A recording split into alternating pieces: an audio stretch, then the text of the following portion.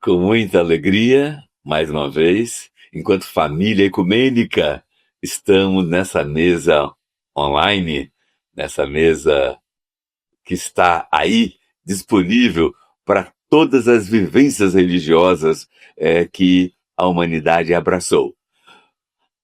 Espiritualidade e nação. Hoje tem um tema muito especial que vocês vão gostar. Meditação, espiritualidade e militância. É um tema necessário, é um tema que precisa ser muito mais trabalhado pela sociedade.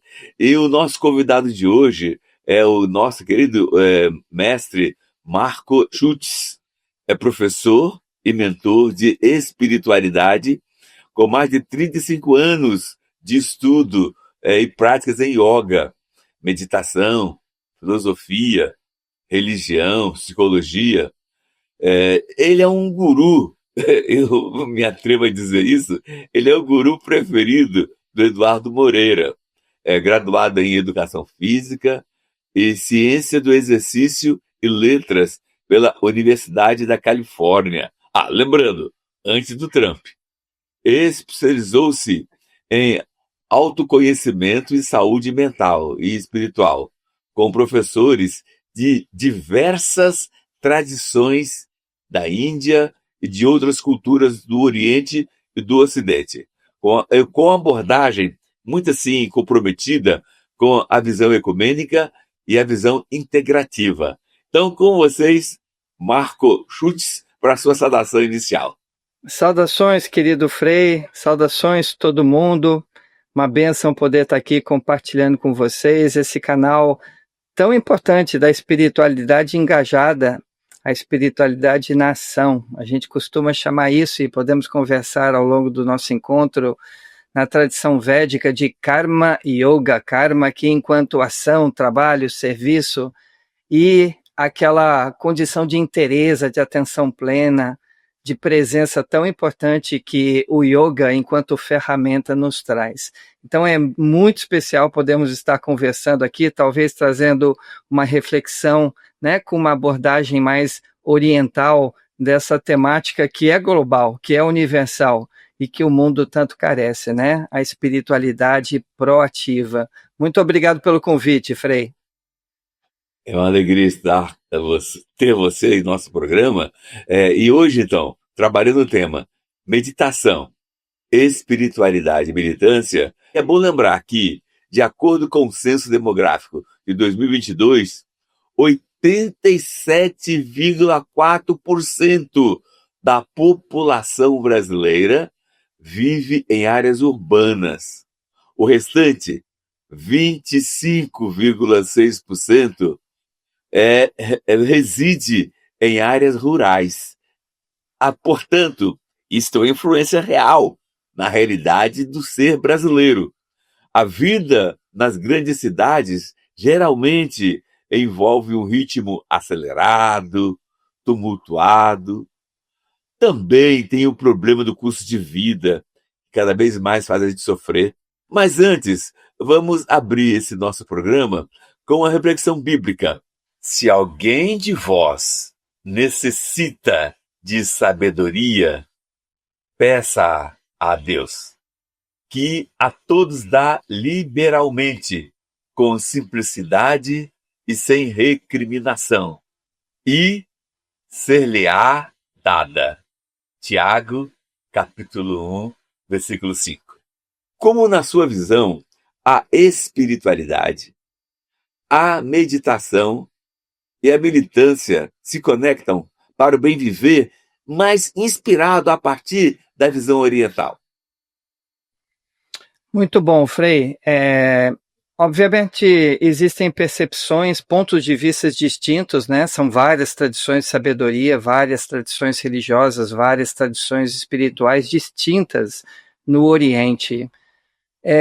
Mas quando a gente fala do yoga, da tradição védica, ou seja, essa que se originou e que foi codificada, por assim dizer, na Índia, a gente está falando não meramente de uma tradição que a gente costuma chamar uma tradição hindu, mas de um termo mais adequado que eu diria ser Sanatana Dharma.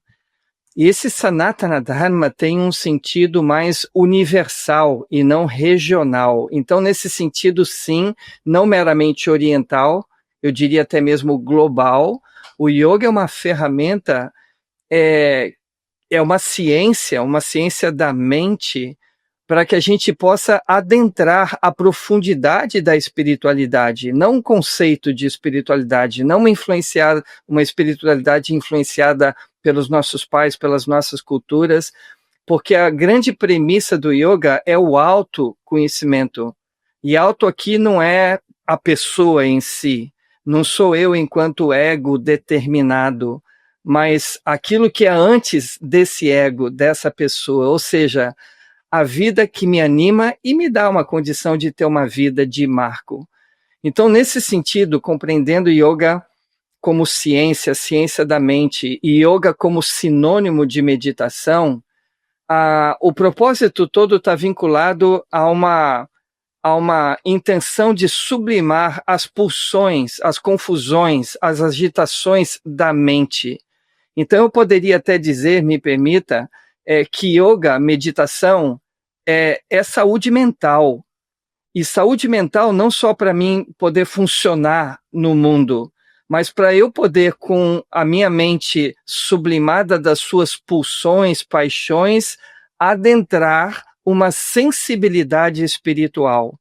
E é aqui que a espiritualidade é autêntica, ela é desvelada, revelada, de dentro para fora. Então, nesse sentido, a prática do yoga, a ascese do yoga, o sadhana do yoga, ele tem como um intuito a saúde mental, para que eu possa acessar a espiritualidade de uma forma não tão dogmática, influenciada de fora para dentro. Ou seja, tem uma premissa de autenticidade, de espontaneidade, de despertar intuitivo, para realmente a gente poder, apropriado dessa verdade que se revela em mim, eu aí atuar no mundo. Muito bom, muito bom. A partir dessa verdade que se revela em mim, atuar no mundo. E esse está sendo um desafio, Marco, das nossas lideranças que tiveram a bênção do cosmo e se elegeram deputados estaduais, deputados federais e vereadores, mulheres e homens, mulheres em geral e homens negros e pessoas trans, que se elegeram para servir o povo. De que forma você acha que a meditação, com essa pujança oriental, e que é única no mundo inteiro, pode fortalecer a resistência e a resiliência de nossos irmãos e irmãs que exercem a função de servir ao povo como vereadora, vereador, deputado estadual? Veja bem, todos nós, filhos de Deus, filhos da vida, filhas da terra. Então, nesse sentido, essa grande fraternidade humana, independente de direita ou esquerda, e me permita usar, trazer a premissa da inclusão, porque todos nós, irmãos e irmãs, a gente precisa quebrar com o feitiço. Eu diria até, me permita ser um pouco dramático, mas não estou diminuindo, não, essa maldição da ilusão da separação. Então, para mim, a premissa do yoga, que significa, por sinal, união, integração, e não é uma questão do yoga ter uma premissa de unidade, tentando fazer dessa diversidade algo que seja mais unificado. Não. O mundo é diversificado. Os polos estão aqui e fazem parte. Há pluralidade. Mas a questão aqui perdemos o sentido de unidade dentro dessa premissa espiritual, porque a nossa mente está tão atormentada, a gente vive um contexto tão egocêntrico de vida, fruto da nossa mente, ou seja, começa por nós. É quase que querer aqui me trazer a premissa vedantina que diz que nós somos o problema e a solução do problema está em nós. Então, o reconhecimento da minha condição condicionada egocêntrica através de uma sanidade mental que me dá a oportunidade de adentrar algo mais profundo, onde eu descubro uma fonte empática, compassiva, ou seja, de fato, o divino manifestado em mim. Então, quando a gente vê o mundo tão polarizado hoje em dia, é nesse sentido que eu sinto uma falta de uma cultura, de um cultivo meditativo, uma falta de autoconhecimento mais profundo, talvez verticalizante, ou pelo menos um autoconhecimento mais integral, que não é só o autoconhecimento para eu ter qualidade de vida, é o autoconhecimento para eu compreender o cabimento da minha vida, enquanto entidade importante na cooperação de um mundo mais igualitário, de um mundo mais consciente, de um mundo mais justo, de um mundo mais responsável. Mas essa responsabilidade, ela começa em mim.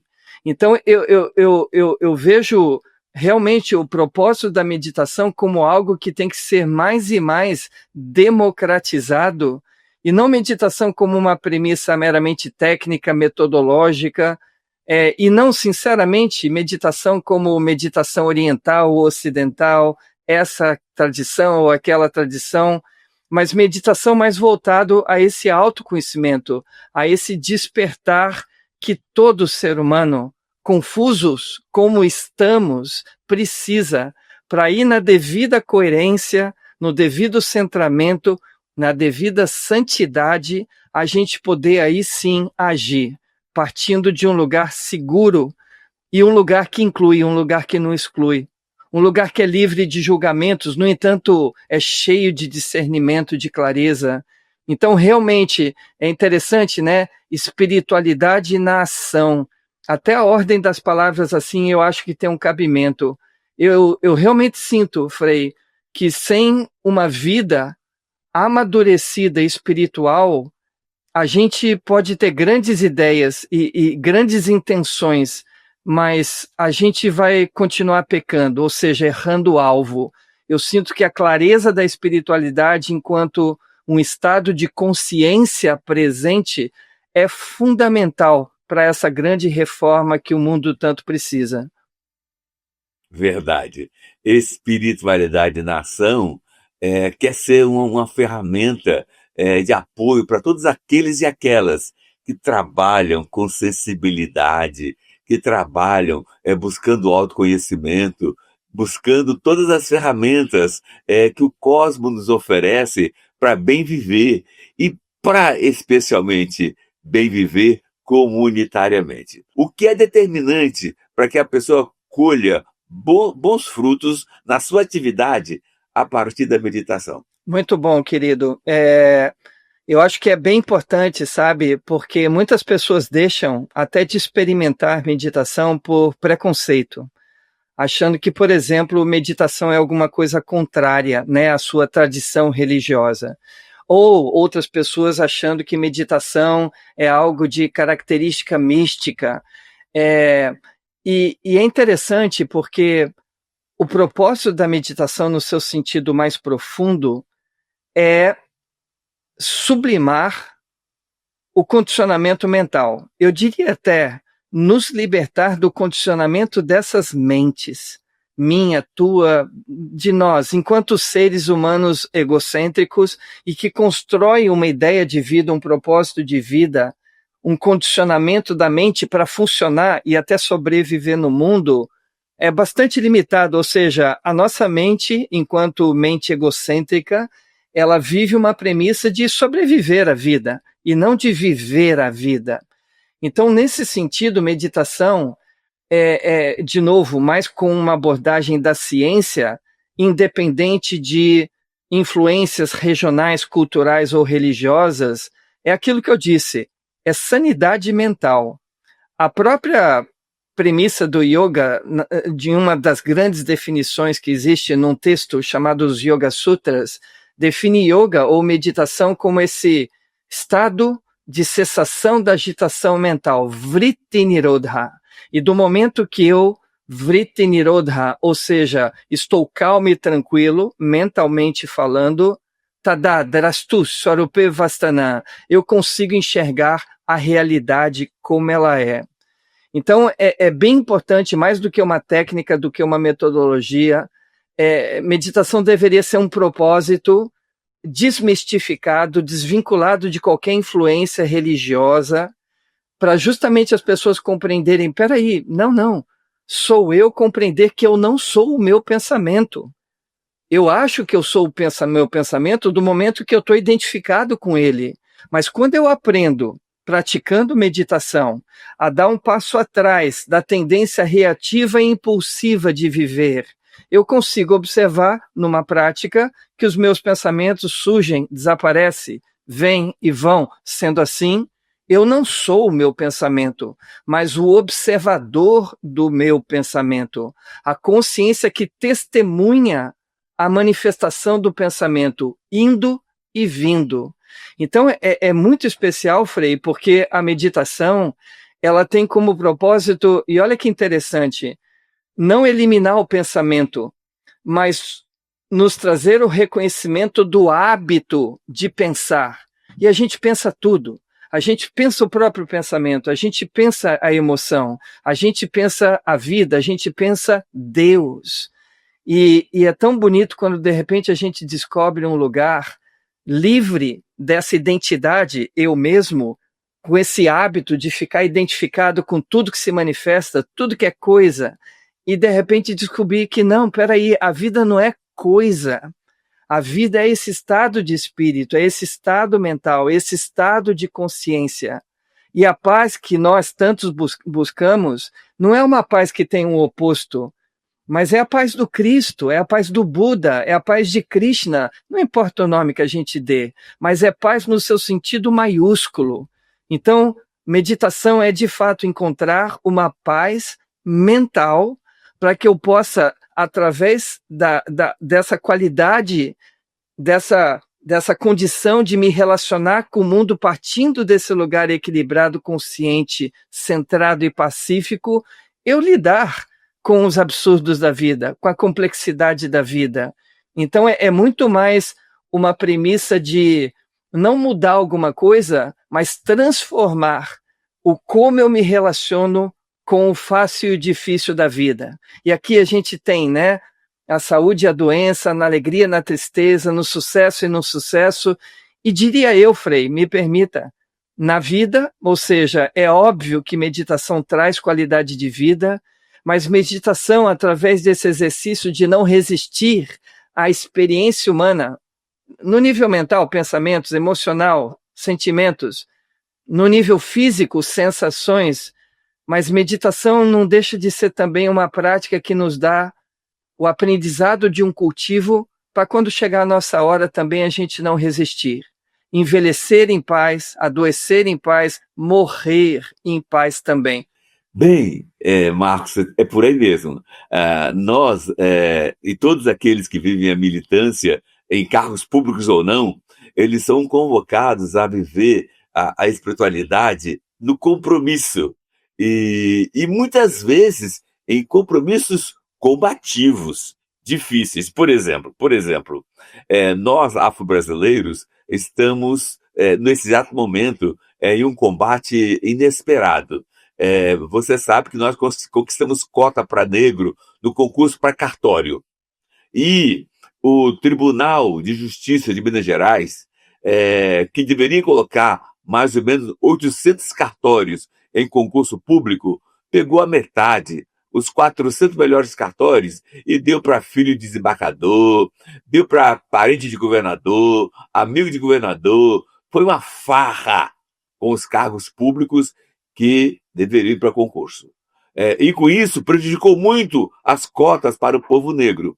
Olha só, movimento combativo foi o que a gente estabeleceu, mas sem perder a espiritualidade. Meditamos, agimos, refletimos e tomamos uma decisão.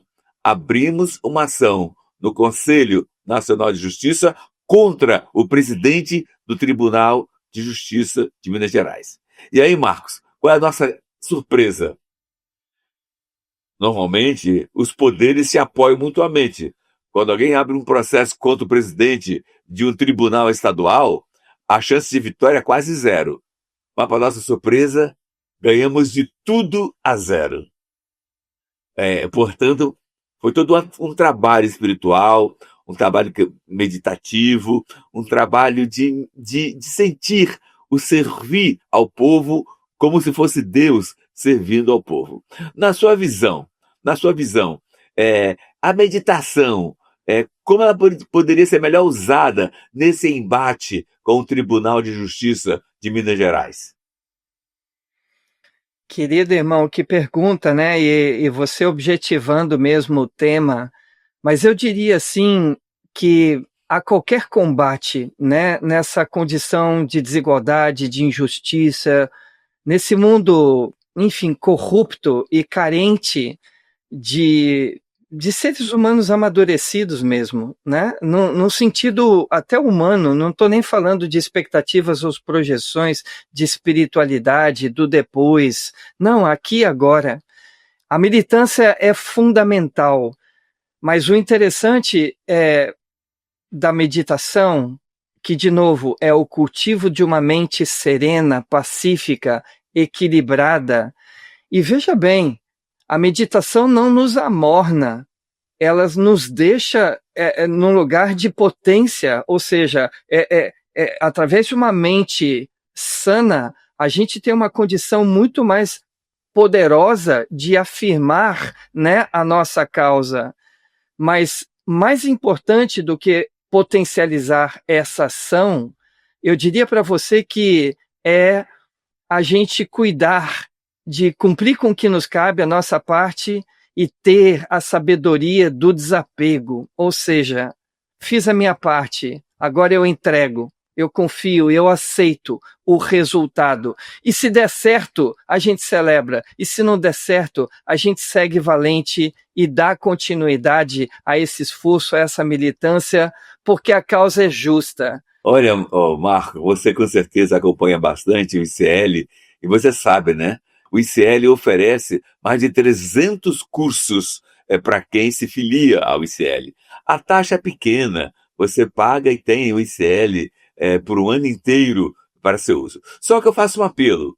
Você, ao se associar ao ICL, aqui embaixo está o link de associação, ao se associar, opte pela associação solidária, que assim você permite que o ICL conceda bolsa de estudo para os jovens pobres da Educafro e de mais de outras 50 entidades sociais do Brasil inteiro que recebem bolsas gratuitas do ICL.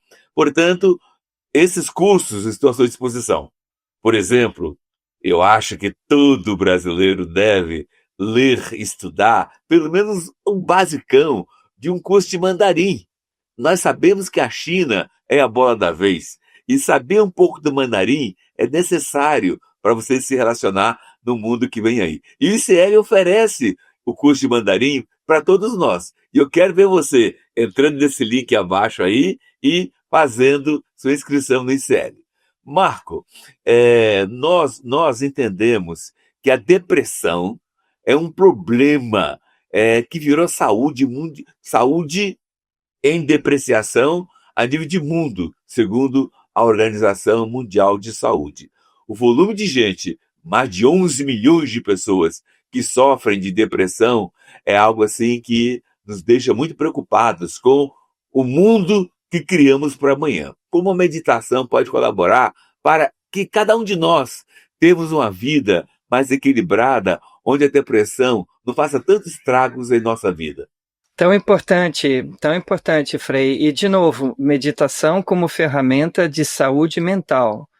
Então, a questão aqui, todos esses desafios, né, a depressão, a ansiedade, a vida, o desespero na vida e o aperto à frente aos desesperos, onde, de repente, o pânico vem, e aí a pessoa realmente adoenta.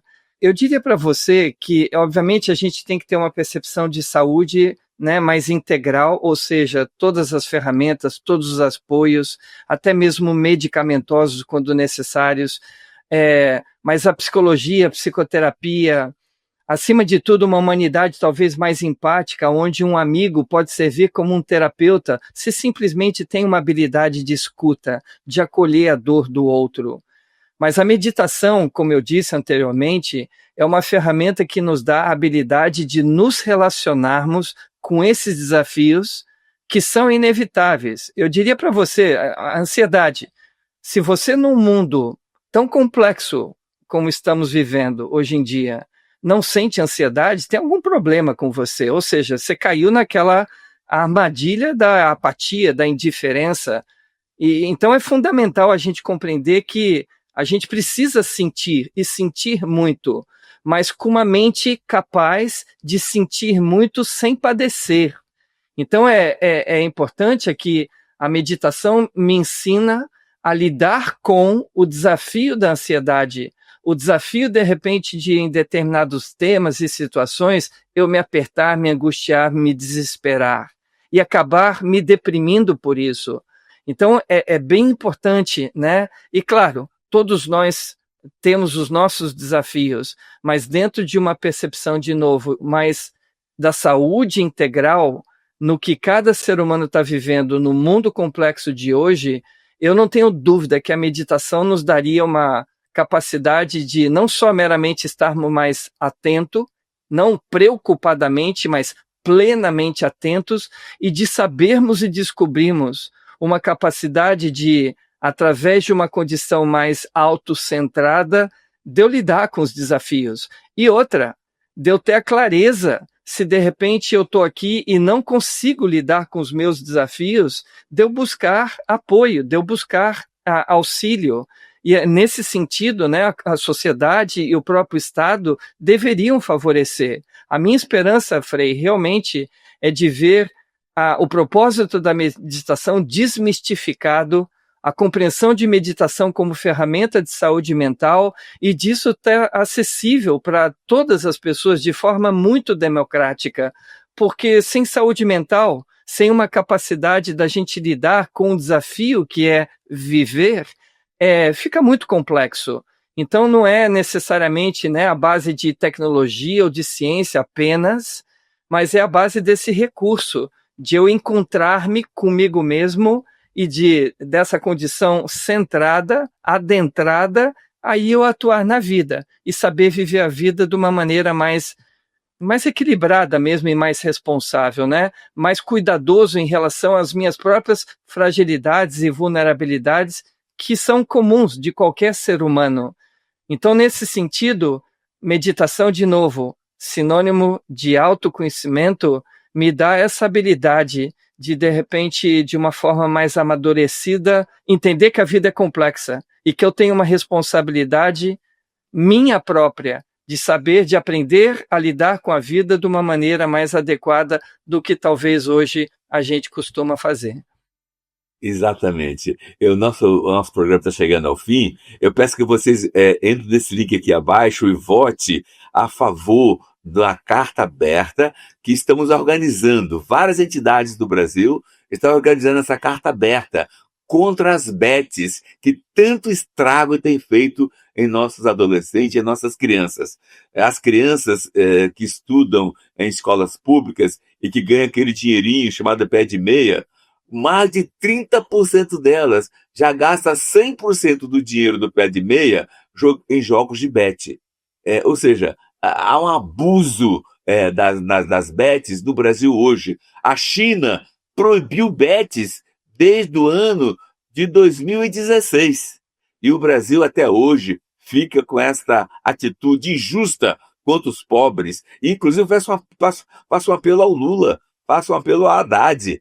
Nada de querer ganhar impostos em cima das bets, porque esse imposto vem da dor, vem do sofrimento.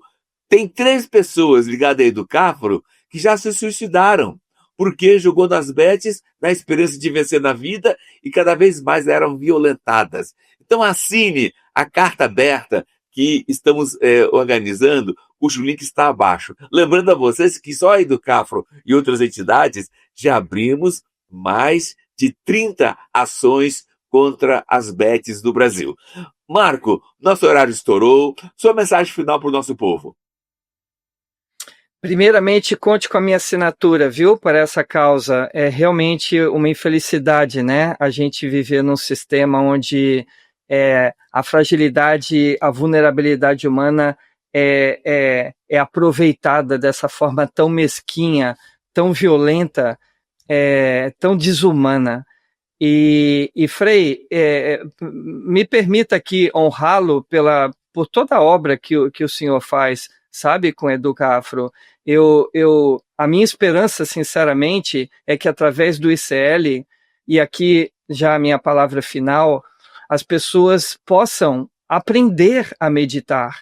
Então, no ICL, a gente tem ali aulas, um curso de introdução à meditação, mindfulness, a gente tem mentorias semanais, isso já há quase 5 anos. Então, tem muito material ali, e que bênção essa parceria entre a Educa Afro e o ICL para justamente as pessoas todas poderem ser favorecidas com algo que o senhor mencionou, essa questão de pessoas, né, interessadas no ICL também auxiliarem com uma contribuição a mais ao ICL poder oferecer essa enormidade de bolsas para os menos favorecidos e que é tão fundamental para a nossa sociedade. Fica aqui o meu carinho pelo senhor, minha reverência pela obra e gratidão pelo convite de estar aqui com você no dia de hoje. Estamos juntos e agora a minha oração final. Senhor Deus, Pai de todas as luzes, Trindade Santa, olhe por todas aquelas e aqueles que no dia a dia procuram usar ferramentas do bem para ampliar o bem. A meditação, Pai querido, está comprovado milenarmente que é uma ferramenta incrível para ajudar a pessoa a encontrar o equilíbrio. Uma pessoa equilibrada tem mais chance de acertar no seu afazer diário. Abençoe, Senhor, a todos nós que participamos desse encontro hoje, dos que estão aqui, que vão dar um like para que mais e mais pessoas possam ter acesso a essa reflexão. E assim possamos ajudar o Brasil e o mundo a ser melhor. Pedimos em nome do Pai, do Filho e do Espírito Santo. Amém. Tchau, tchau. Que assim seja. Tchau, tchau. Tem gente que ainda acredita que o Bolsonaro e a turma dele é simplesmente um bando de maluco que gosta de pegar o microfone e falar um monte de besteira. Agora, será que quando ele faz os ataques às urnas, quando ele faz os ataques ao STF, quando ele faz os ataques, né, aos líderes de partidos e ideologias que não são a dele, será que isso tudo sai da cabeça dele na hora? Ou será que existe um método? Será que existe um programa para poder minar e, no final das contas, destruir uma democracia? A melhor pessoa do mundo para nos ensinar sobre isso é Daniel Ziblatt. Ele é professor de Harvard e escreveu o best-seller Como as Democracias Morrem, livro que atingiu o primeiro lugar em quase todos os países do mundo democrático. Ele, Daniel Ziblatt, vai dar uma aula com exclusividade para o ICL no dia 28 de agosto. Uma chance única da gente poder aprender com um dos maiores intelectuais do mundo de graça. Aprender com um dos melhores professores do mundo de graça. Com tudo ali fácil para a gente poder entender, não tem outro lugar, é só no ICL.